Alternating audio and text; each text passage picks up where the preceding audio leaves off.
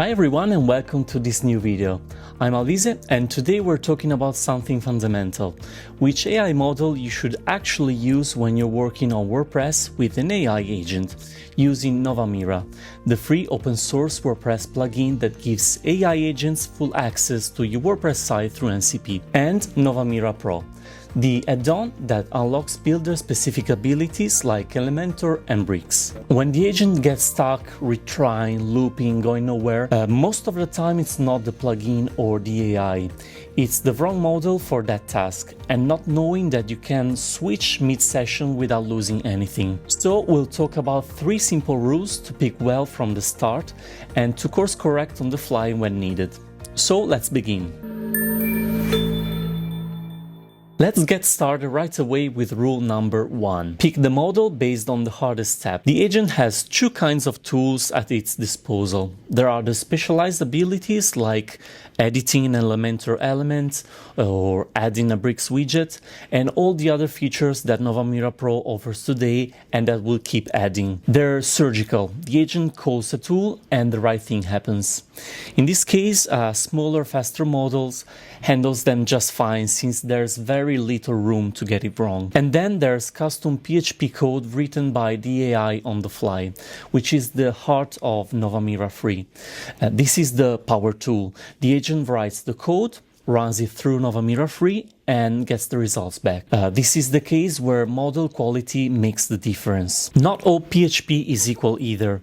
A one-liner is fine on any model, but anything that requires reasoning about WordPress internals or chaining complex operations needs a top-tier reasoning model with thinking on. Today that's Opus 4.7 on Claude, GPT-5 class on Codex, or Gemini Pro on Gemini. Names will change, but the principle won't. Rule number 2. Thinking first, then model switch, and 1 conversation per task. Before switching models, try thinking. Top models have an extended reasoning mode, and the response takes longer because the model actually reasons through the problem before acting. But on hard tasks, it often gets it right where the same model without thinking would have failed. If even with thinking the model can't get there, then level up. And here's the most common mental block. If I switch, I'll lose all the context. No, the truth is that you don't lose what matters because the chat history holds the narrative. The code, database, drafts live in the project. And when you switch model, give 3 sentences of recap. What you were doing, where you got to, and last blocker. And then the new model rediscovers the rest by reading the project. The same trade-off shows up from a different angle on low context models. Don't do everything in one chat. Sooner or later you hit the limit and the agent compacts the conversation, replacing the full history with a lossy summary. And from there on, quality drops. My advice is to fix this issue by using 1 conversation per task. Obviously, on a high context model, this isn't necessary. And finally, there's rule number 3. Don't add personal skills that overlap with Novamira Pro specialization. If you're using Novamira Pro, the plugin already gives the agent a specialized strategy for Elementor, for Bricks, for the third-party plugins we integrate with, plus all the features we'll keep releasing. It knows which ability to call, in what order, and with what data shape.